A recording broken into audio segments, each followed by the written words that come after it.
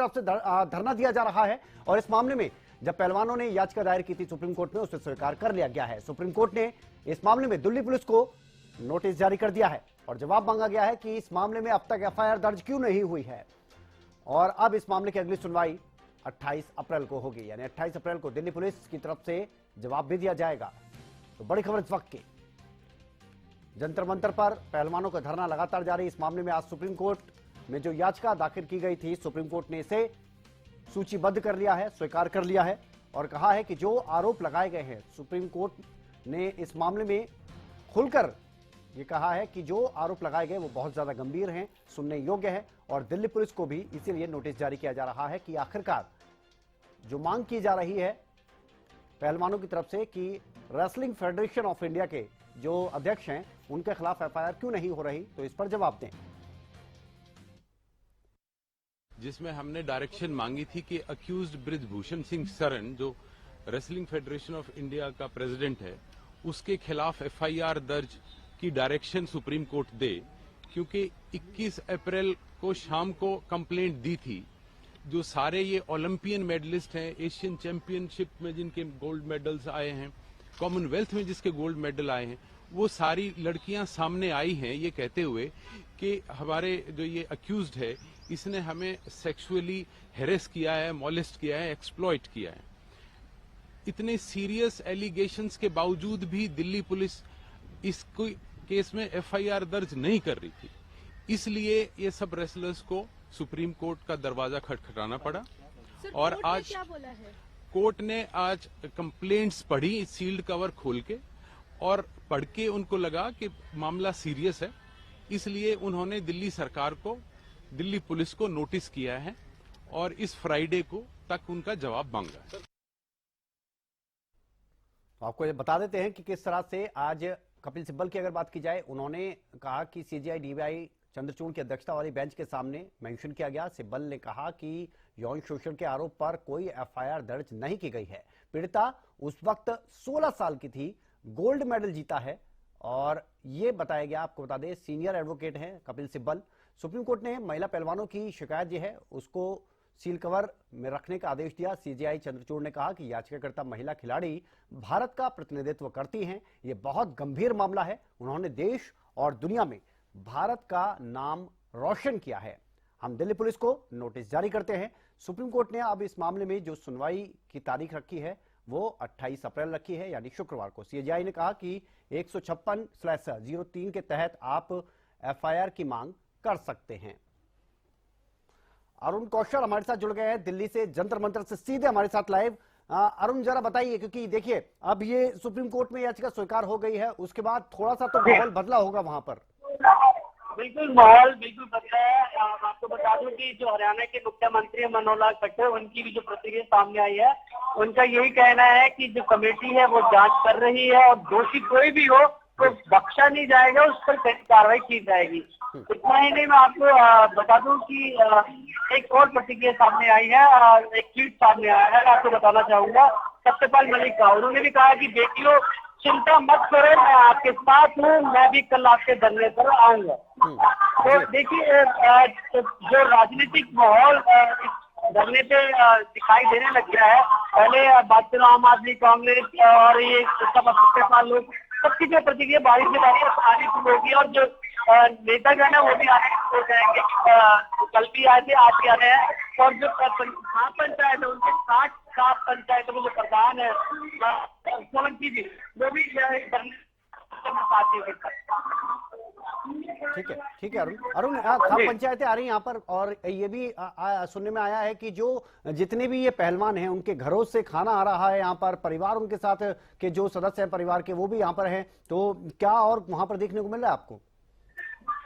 जी बिल्कुल, जो खिलाड़ी पहलवान है जो धरने पर बैठे हैं, उनके परिवार वाले उनका पूरा सपोर्ट कर रहे हैं और उनके लिए जो खाने की व्यवस्था वो घर से ही होकर आ रही है। क्योंकि पहलवान, आपको पता है कि जो डाइट है वो भी उनको मेंटेन करनी पड़ती है, तो उनके जो खाना है वो घर से ही आ रहा है। उनके परिवार वाले फुल सपोर्ट कर रहे हैं। उनके किसी के, जैसे मैं ताप्ती मलिक की बात करूँ, उनके पिताजी यहाँ पर से सुबह हमारे चैनल ने उनसे बात भी करवाई थी, तो उनका यही पर मंत्र मंत्री जी मौजूद थे, अपनी लड़की का जो है साहस बढ़ा रहे थे, उनका हौसला अफजाई कर रहे थे।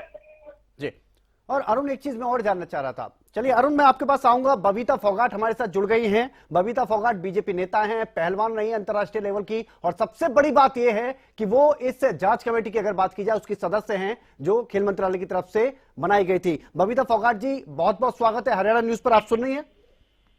बिल्कुल बिल्कुल, बहुत बहुत धन्यवाद जी। बबीता जी, क्या कहेंगे? एक तो सुप्रीम कोर्ट में सबसे पहले बात अगर की जाए तो सुप्रीम कोर्ट की तरफ से इस याचिका को स्वीकार कर लिया गया है, सुनने योग्य माना है।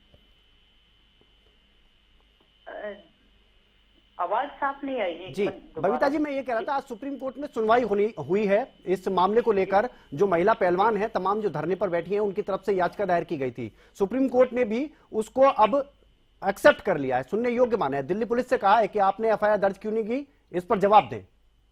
बिल्कुल, देखिए सुप्रीम कोर्ट जो है उससे बड़ा तो हमारे न्यायपालिका के लिए कुछ भी नहीं है, और उसका जो फैसला होगा सर्वमान्य है।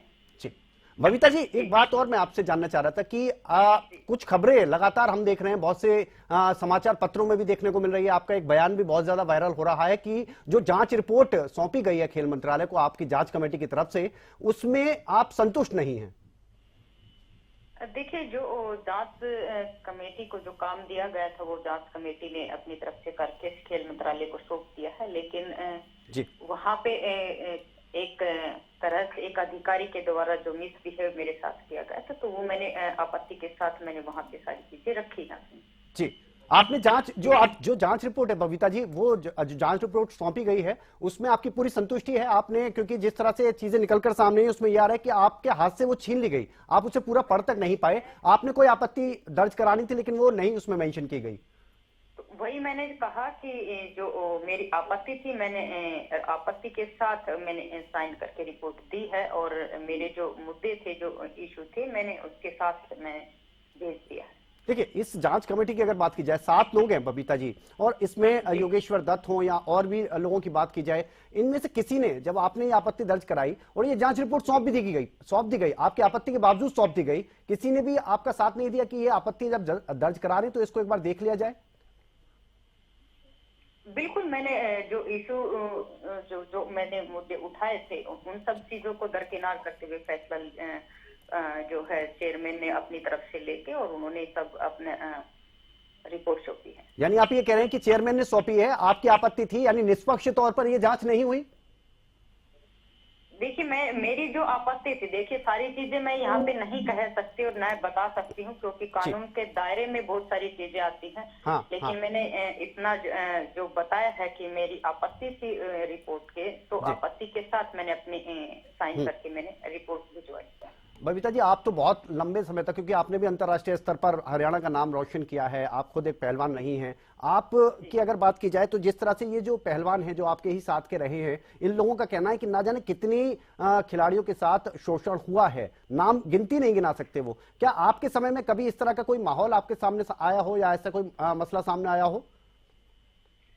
देखिए, जब लोग इतने सारी लड़कियां जब बोल रही हैं, मैं इतना ही कहना चाहूंगी कि धुआं वहीं से निकलता है जहां कहीं आग लगी होती है। तो और इसकी जांच चल रही है और खेल मंत्रालय को रिपोर्ट सौंप दी गई है, और आगे जो भी होगा, मुझे अपनी न्यायपालिका के ऊपर भरोसा है कि वो दोषी को सजा देगी, और जो भी उसमें दोषी होगा। एक चीज मुझे बहुत अच्छी लगी बबीता जी आपकी, कि आप इस जांच कमेटी के सदस्य हैं और आपके परिवार के ही कुछ पहलवान हैं जो वहां पर बैठे हुए हैं, बावजूद इसके आपने इसमें निष्पक्ष तौर पर अपनी आपत्ति दर्ज कराई, आपको कहीं ऐसी चीज लगी। तो अब आके क्या लगता है कि कब तक हम माने, आपको तो कम से कम इस बारे में थोड़ा सा जानकारी होगी कि कब तक ये पूरा मामला पटाक्षेप हो जाएगा, तस्वीर साफ हो जाएगी? क्योंकि हमें भी ये इंतजार है, इन खिलाड़ियों को भी इंतजार है। सबसे पहले मैं धन्यवाद कहूंगी कि आपने इन सब चीजों को समझा, क्योंकि मेरा जो काम था, क्योंकि कमेटी मेंबर का काम यही है कि निष्पक्ष जांच होनी चाहिए। जी जी। किसी के साथ पक्षपात नहीं होना चाहिए, और मैंने अपनी जिम्मेदारी के साथ वो काम पूरा मैंने किया है। और बाकी का काम जो है, हमारा जो काम हमें सौंपा गया था, जिम्मेदारी के साथ हमने उतना सौंप दिया है। आगे का काम जो है वो खेल मंत्रालय का है कि खेल मंत्रालय जो भी जांच कमेटी के द्वारा सौंपी गई है जांच हमारी तरफ से, तो उसके ऊपर जो भी निर्णय लेगा खेल मंत्रालय के से, शायद मुझे लगता है आपको अच्छा जवाब मिल पाएगा।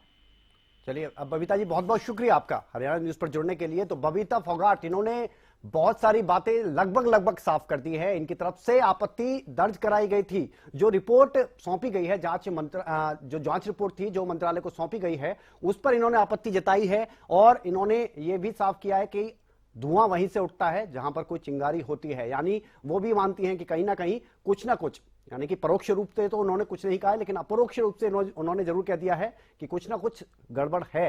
रिपोर्ट सौंप दी गई है। अब उम्मीद है कि जल्द से जल्द खेल मंत्रालय की तरफ से कोई एक्शन लिया जाए।